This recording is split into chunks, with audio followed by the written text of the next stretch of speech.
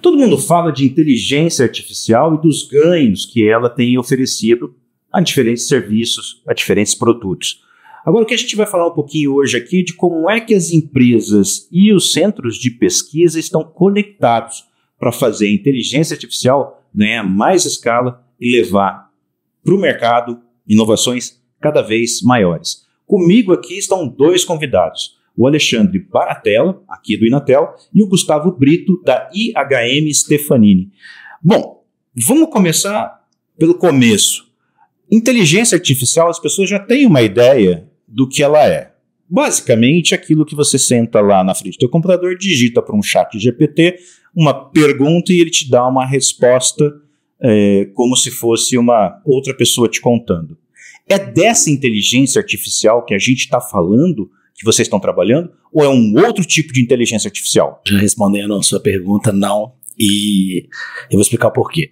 O ChatGPT, né, essa IA que ficou mais famosa, que tem componentes de LLM, a IA generativa, que ficou muito em voga nesses últimos 1 ano e meio, depois do ChatGPT, como você falou, na verdade, ela despertou uma curiosidade, um entendimento da sociedade de uma forma geral, por como que IA vai impactar, né, na sociedade, né, no dia a dia das pessoas e nos seus diferentes modelos de negócio que compõem uma sociedade. Mas já existe uma IA que, da década de 50, baseada em estatística, que os algoritmos que exploram esses dados históricos, que correlacionados, eles trazem um potencial de predição, eles já conseguem entregar resultado para diferentes modelos de negócio.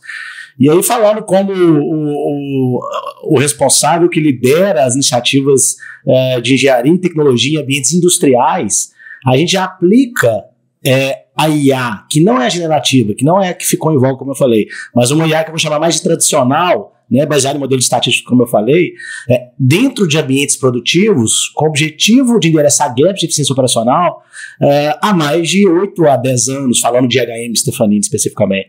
E aí o que a gente tem conseguido em ambientes produtivos, dentro das organizações de base industrial, é trazer predições de eventos que poderiam acontecer dentro de um processo de produção, e se é um evento que não nos interessa, obviamente, reagir sobre ele de forma antecipada. Exatamente. E isso, obviamente, ataca diretamente os indicadores de eficiência operacional. Quando você fala em eventos e tomada de decisão preventiva, você está falando assim, alguma coisa que acontece ao longo de um processo industrial, que talvez você não queira que aconteça, ou você queira que aconteça mais vezes, e a sua inteligência artificial vai ficar acompanhando aquele processo de produção para verificar se as condições para que aquilo aconteça ou não aconteça estão dadas. E aí ele vai dizer o seguinte, vai acontecer antes de acontecer. Exatamente. E aí, de novo, se é um evento que a gente não quer que aconteça, eu vou reagir para que ele não aconteça.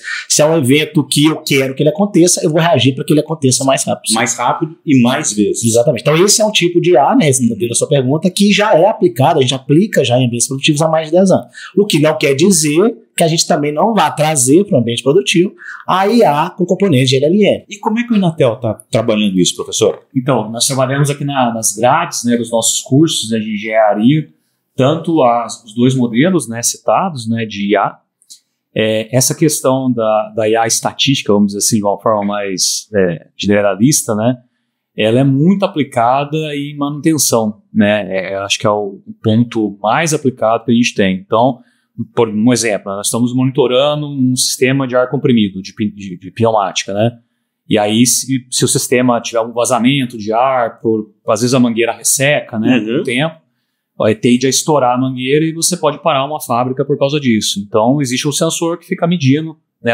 a pressão de ar e vai alimentando a sua IA, né, com essa pressão e ela te avisa, daqui X, um mês a sua mangueira vai dessecar, você tem que trocar. Então, um exemplo, né, que a gente trabalha bem aqui nos cursos, né, do Inatel. E outro também que a gente trabalha também baseado em estatística é com relação à robótica, né, que é algo muito em voga agora, né, muito forte, que também trabalha nesse modelo, né? A robótica, Hoje os robôs eles têm visões computacionais, né, e através dessa visão e um algoritmo de probabilidade, vamos dizer assim, ele toma uma decisão. Se ele vai mover, se ele vai pegar, se ele vai subir, se ele vai descer, se ele vai fazer alguma coisa. Então a gente trabalha com isso aqui nos cursos do Inatel. Quais são essas transformações que, principalmente a indústria, já que a gente está falando segmento, né, de você prever uma ocorrência de um evento, quais são as grandes transformações que esse tipo de análise podem trazer para os negócios? Como é que essas indústrias vão se beneficiar de tudo isso? Desde 2011, 2012, quando a Angela Merkel protocolizou ali o movimento de indústria 4.0, né, na feira de Hannover, as indústrias, os modelos de negócio de base industrial, eles sempre procuraram, e eu estou falando de indústria aqui, tá? Obviamente porque minha comunidade é industrial, mas as indústrias elas procuraram, cara, como é que eu trago tecnologias emergentes para o meu processo produtivo para aumentar a competitividade? Porque o grande objetivo lá atrás era como aumentar a competitividade da indústria, principalmente do Ocidente, em relação ao crescimento do market share que as indústrias chinesas tinham naquele momento. E para que a gente aumente competitividade, qualquer organização de base industrial, por melhor que seja a estratégia de marketing, go-to-market, supply chain, conectado, enfim, matéria-prima tem que virar produto da forma mais eficiente possível. Então, essas técnicas de IA, hoje, elas endereçam bastante bem, na verdade, essa estratégia e essa necessidade que a indústria tem nos últimos 10 anos de aumento de competitividade em relação à indústria asiática, através de uma mudança cultural do processo de tomar de decisão dentro do processo produtivo. A indústria ela sempre teve uma cultura de tomar de decisão muito baseada em feeling, em vieses, experiência. De geração por geração, as organizações elas foram capacitando as pessoas que chegavam de uma forma que, quando acontecer isso, faz aquilo. Quando acontecer isso, faz isso.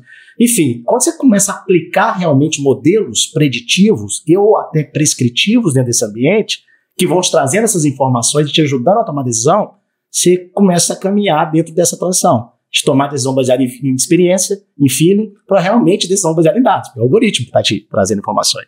E aí, de novo, a gente consegue, com isso, impactar diretamente indicadores de eficiência operacional, flexibilidade e confiabilidade operacional, elevando o nível de competitividade. E é isso que tem acontecido na indústria, no Brasil e fora do Brasil, que a gente tem trabalhado de perto nos últimos 10 anos. Isso é acessível para a pequena indústria, por exemplo? As tecnologias, elas são disponíveis, algumas são gratuitas, né, não tem custo. Tudo depende do que o modelo de negócio, o que ele vai querer aplicar, onde ele vai querer aplicar. Mas sim, desde uma pequena indústria com alguns funcionários até uma multinacional com milhões de funcionários, é perfeitamente possível aplicar. E o custo disso? Quanto é que... De que escala de valores a gente está falando? A gente está falando de milhares de reais, centenas de milhares de reais, milhões? Na verdade, sim, vai depender, né? Obviamente,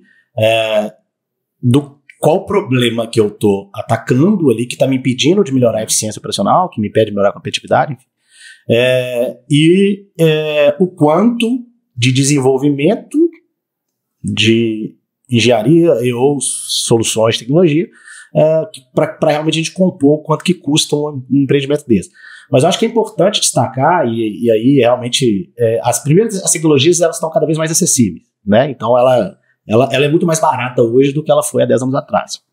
A capacidade de processamento, por exemplo, que a gente vê hoje nos computadores, ela é muito maior e muito mais barata do que a gente viu há 10, 20 anos atrás. A famosa lei de Moore, né? Não sei se todo mundo vai lembrar, mas enfim. O crescimento exponencial da capacidade de processamento, ela é inversamente proporcional ao custo, né? Ao preço. Então, isso a gente vê isso refletindo hoje. Antes, uma indústria precisava comprar um supercomputador. Hoje, ela usa um supercomputador que está na nuvem e paga pela quantidade de tempo que ela usa. Exatamente. Existem vários modelos de negócio favoráveis. Só um ponto que eu acho que é legal também para as pequenas e médias empresas são os fomentos, né? Então eu acho que hoje existe um movimento da Nova Indústria Brasil, né, que foi lançado no início do ano. Tem uma missão 4 da Nova Indústria Brasil, que é exatamente transformação digital dentro dos processos produtivos, que através de fomentos, BNDES, enfim, FINEP, é possível fazer projetos que apliquem esse tipo de tecnologia dentro de um investimento extremamente acessível para as pequenas e médias empresas. Professor, aqui dentro do Inatel, onde é que isso está acontecendo? Existe um laboratório específico para fazer isso? Sim. Isso está embrenhado nas diversas frentes de pesquisas? Porque imagino que inteligência artificial é transversal, né? Sim, com certeza, né? Isso está transversal aos cursos, tanto graduação, pós-graduação e até na área de negócios, né, do Inatel. Na parte acadêmica, né, como eu falei, cada curso ataca a sua aplicação em si, né? Então, por exemplo, um curso que é mais voltado para computação software, ataca mais as IAs mais modernas, né, o ChatGPT, os cursos de controle de automação elétrica, mais as IAs estatísticas, mas também nos modelos de negócios, né? Nós temos também agora o 5G, o 6G sendo desenvolvido, que estão baseados também em pesquisas voltadas com inteligência artificial. Então, isso está transversal, né, em todas as áreas do Inatel aí na questão do ensino. Para quem está em casa, vamos pensar no público final. O que significa você ter um processo industrial que consegue ser eficiente utilizando a inteligência artificial? O que chega para o consumidor? Eu vou tentar dar um exemplo sem citar nomes aqui, né? Uhum. Mas vamos lá, uma grande empresa da região nossa aqui, próxima nossa, é uma indústria de alimentos. Uhum. Então ela fabrica alimentos de uma determinada marca em grande quantidade. Ela é uma indústria que funciona 24/7, que a gente chama, ou seja, ela nunca para. Nunca para. Tá 24 horas, 7 dias por semana, produzindo full time. Se ela parar 2 horas, que seja, ela vai deixar de fabricar. Ela fabrica em média aí 3 produtos por segundo. Muito rápido. Se ela parar 2 horas, é só fazer a conta de quanto que ela vai deixar de produzir. Uhum. O produto custa em torno de R$2, R$3. Aí você faz a conta de quanto que ela deixou de produzir em 2 horas, vai dar algo de milhões. Uhum. Isso certamente vai bater lá no CEO que está lá nos Estados Unidos ou em outro país lá, e o cara queria saber por que eu perdi 2 milhões em 2 horas. Uhum. Então a questão da IA, ela transcende a tecnologia em si. Então hoje o que acontece com esses modelos, né, é possível prever, é possível diagnosticar as questões de processamento em nuvem, né, como a gente comentou aqui anteriormente, mas principalmente tomada de decisões, né? O que fazer se a linha parar? Quanto tempo eu vou conseguir colocar a linha em operação?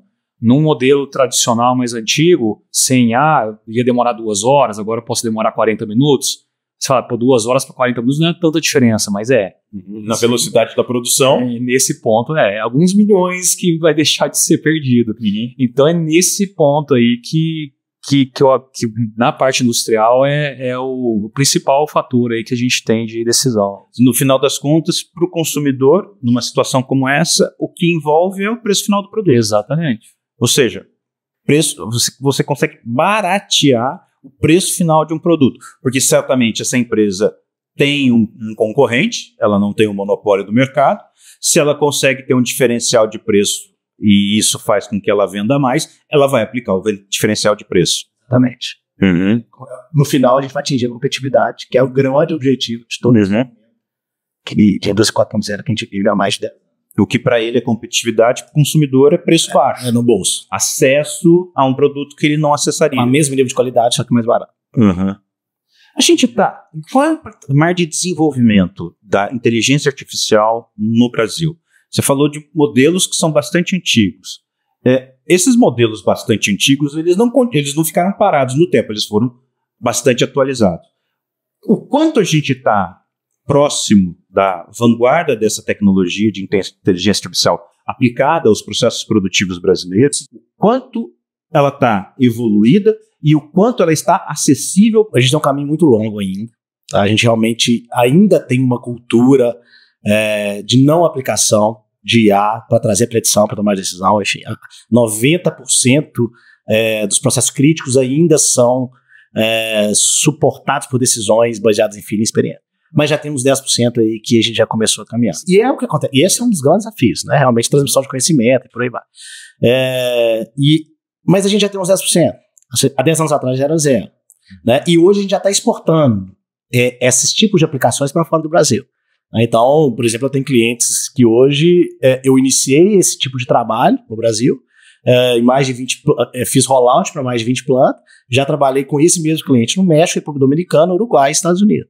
Então é um exemplo de um cliente, tem vários outros, né? Então, eu acho que a gente tem um caminho longo a percorrer. A gente até ajudou na elaboração do Plano Nacional de IA, né? E uma das dos pilares está relacionada exatamente a essa nossa conversa, aplicação de IA dentro da indústria, que obviamente também necessita de investimento, e aí o governo tem a parte dele que ele precisa ajudar nesse desenvolvimento, seja na formação e capacitação de profissionais, ou até no fomento de projetos como esses, né, que gerem esses objetivos, e aí no final todo mundo sai ganhando. A indústria produz melhor, né, ela fica mais competitiva, o consumidor, igual a gente falou, no final ele está comprando o mesmo nível de qualidade mais barato, as tributações, o próprio governo ele tem ali uma arrecadação melhor também, pela própria indústria, enfim. Então a gente entra no espiral positivo a partir do momento que a gente realmente conseguir alavancar. Mas, de novo, o caminho ainda é longo. Gente, quero agradecer demais a participação de vocês, falar sobre inteligência artificial e em que patamar nós estamos. Eu acho que, pelo que vocês estão falando, a gente não está ruim, a gente até que está indo muito bem, e agradecer pelo trabalho que vocês têm feito, principalmente na frente de pesquisa que vocês tocam aqui no Inatel. Obrigado mesmo. Isso, eu que quero agradecer pelo convite, né, e sim, né, eu acredito que esse é um tema que vai se desenvolver cada vez mais, né, não tem um limite, vamos falar assim, daqui 10 anos, 20 anos, né, a gente não sabe aí, mas aplicado na área industrial, o crescimento é muito grande, né, tem muitas coisas que ainda estão por vir aí que dá para serem feitas ainda. Legal. E eu quero agradecer você também que nos acompanhou, lembrando sempre que os conteúdos sobre inovação, tecnologia, telecomunicações estão sempre aqui no InaTalks, o podcast oficial do Inatel. Acompanhe a gente no Spotify. Até a próxima.